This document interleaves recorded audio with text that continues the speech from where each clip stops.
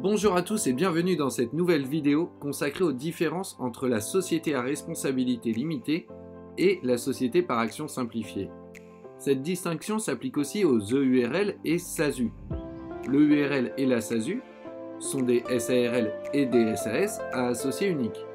Dans cette vidéo, je vais vous présenter les différences de fonctionnement entre ces deux types de sociétés, les différences d'imposition applicables en cas de vente des titres, et surtout la différence d'imposition des associés en cas de distribution de dividendes. Si vous avez des questions, n'hésitez pas à les poster en commentaire ou à m'envoyer un mail directement. Du point de vue du fonctionnement, la SARL est beaucoup plus encadrée par le législateur que la SAS. Dans une SAS, les associés sont beaucoup plus libres. Ils peuvent mettre en place un organe composé de certains associés qui sera chargé d'approuver certaines décisions du président ou des directeurs généraux. L'organisation et le fonctionnement des SAS relèvent des statuts, c'est-à-dire de la seule volonté commune des associés. Les associés peuvent, dans une large mesure, aménager comme ils l'entendent les conditions de leur entrée et de leur sortie de la société. Généralement, ils mettent en place un pacte d'associés. Dans une SARL, les titres composant le capital social sont des parts sociales, contrairement aux SAS où ce sont des actions. Cette distinction est importante du point de vue de la fiscalité applicable aux cessions de ces titres. Le mandataire social dans une SARL ou EURL est un gérant. Dans une SAS, les mandataires sociaux sont le président et les directeurs généraux s'il en existe. Dans une SARL, les gérants sont obligatoirement des personnes physiques. Alors que dans une SAS, on peut nommer en qualité de mandataire social une société qui sera elle-même représentée par ses mandataires sociaux. D'un point de vue social, le gérant est automatiquement sous le régime des travailleurs non salariés. Ainsi, les charges sociales et la protection sociale sera différente de celle du président d'une SAS qui est sous le régime des salariés. Sur ce sujet, je vous invite à regarder la vidéo consacrée au régime social des dirigeants d'entreprise. Parlons maintenant de la qualité d'associé. Dans une SARL, l'opposabilité au tiers de la détention des parts sociales et donc de la qualité d'associé, se manifeste dans les statuts. En effet, c'est à l'article capital social des statuts que l'on peut vérifier qui sont les associés d'une SARL. D'ailleurs, cela veut dire que dès qu'une cession de parts sociales est effectuée dans une SARL, il faut procéder à une modification statutaire. Et donc cela impose des frais de dépôt auprès du greffe du tribunal de commerce. Dans une SAS, la preuve de la propriété des actions, et donc de la qualité d'associé, résulte de l'inscription de cette détention sur le registre de mouvement de titres. Si on crée une SAS, il faut tenir un registre de mouvement de titres. À ce sujet, je vous invite à regarder la vidéo qui y est consacrée. Un des principaux avantages d'une SAS par rapport à une SARL, c'est que dans les SAS, on peut émettre des titres donnant accès au capital.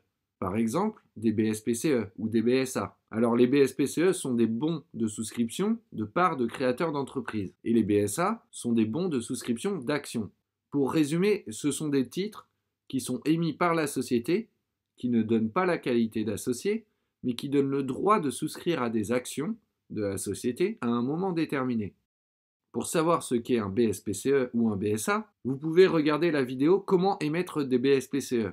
D'ailleurs, généralement, lorsqu'une SARL souhaite effectuer une levée de fonds, les investisseurs imposent à la société de se transformer en SAS. C'est pour cela qu'il est généralement conseillé de constituer une SAS et pas une SARL pour les sociétés ayant vocation à lever des fonds auprès de fonds d'investissement.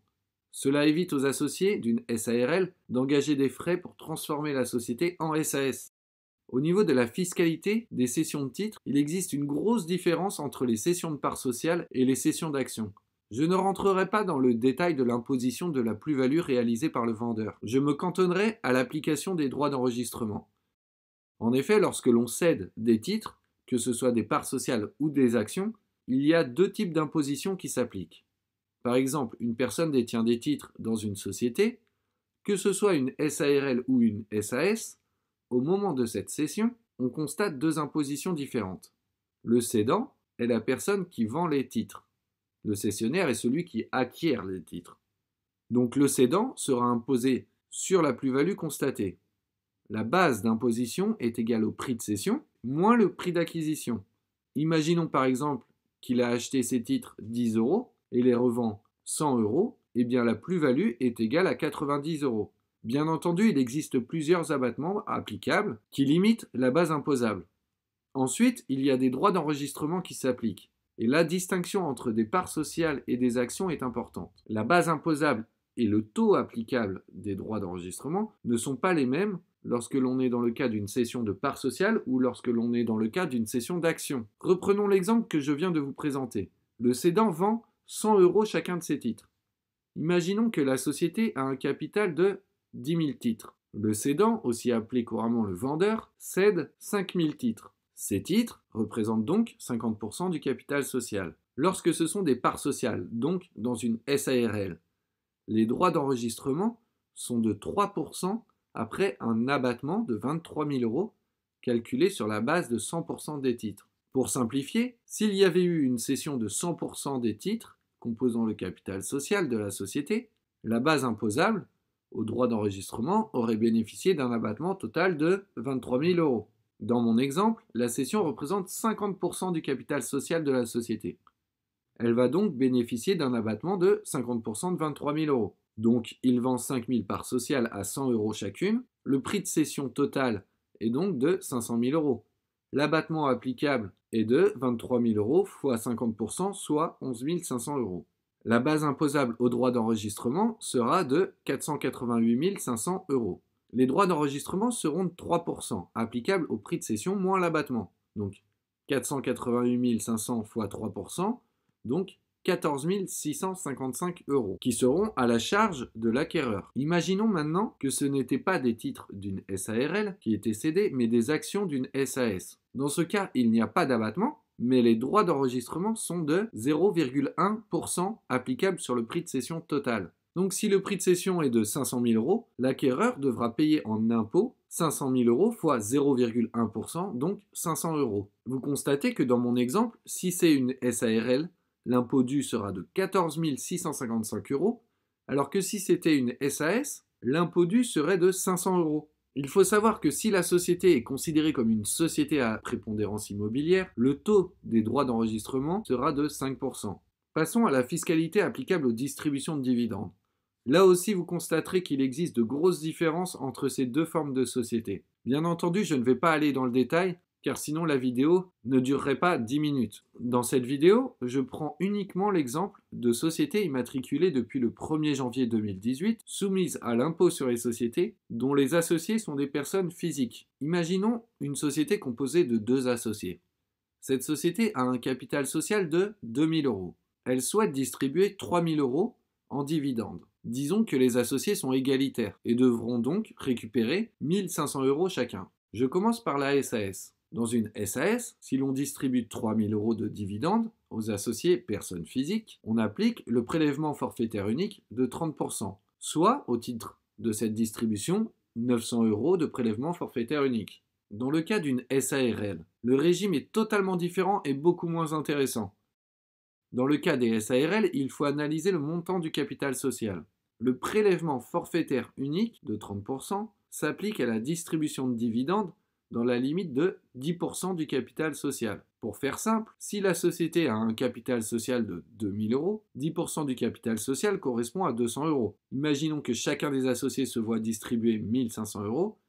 Il y aura donc une distribution totale de 3 000 €. Le prélèvement forfaitaire unique de 30% s'appliquera sur la base de 200 €, soit 10% du capital social. Ce prélèvement sera donc de 30% fois 200 €, donc 60 €. Ensuite, la différence qui n'a pas encore été assujettie à l'impôt, donc 2 800 €, sera imposée comme pour la rémunération des travailleurs non salariés et sera assujettie à l'ensemble des cotisations sociales applicables aux gérants, donc les cotisations URSSAF et l'ancienne RSI, soit environ 40% de cotisations sociales, et ensuite il faudra soumettre le solde au barème progressif de l'impôt sur le revenu. On aura donc 40% de cotisations sociales applicables au solde de 2 800 €, donc 1 120 €, et ensuite on aura l'application de l'impôt sur le revenu, sur le solde de 1 680 €. Pour résumer, dans une SAS, en cas de distribution de 3 000 €, on a une imposition maximale de 900 €. Dans une SARL, on a une imposition minimale de 1 180 €, sans compter l'imposition du solde au barème progressif de l'impôt sur le revenu. Pour résumer, L'intérêt d'avoir une SARL est assez faible et peut se révéler contraignant lorsque l'on crée une société ayant vocation non seulement à effectuer des levées de fonds, mais aussi à procéder à des distributions de dividendes. Par ailleurs, la liberté d'organisation et de fonctionnement d'une SAS permet aux associés d'avoir une structure sur mesure, correspondante à leur volonté de fonctionnement interne. Enfin, vous avez pu constater que l'imposition des distributions de dividendes est beaucoup plus importante dans une SARL que dans une SAS. Et voilà, vous savez presque tout sur les principales différences entre la SARL et la SAS. N'hésitez pas à vous abonner à la chaîne YouTube pour savoir comment je réalise les formalités pour les sociétés et comment je réalise certaines opérations juridiques.